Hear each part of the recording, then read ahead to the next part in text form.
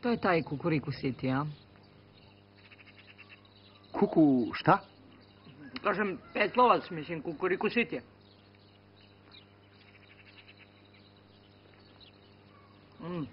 Super. Što volim selo. Jelija, kako zove ovo grožđe? Pa, zove se grožđe. Pa znam da je grožđe. Nisam bles.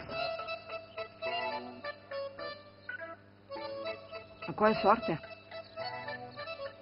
To je sorta. Mislim, sad kako koji to zove.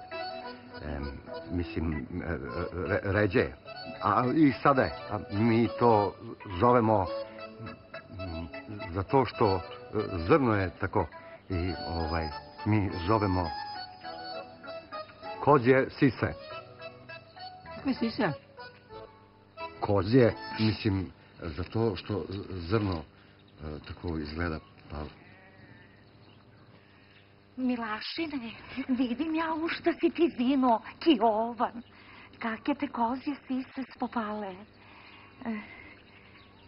Ja ću da vi kažem kako se zove grojze. Džabalesku.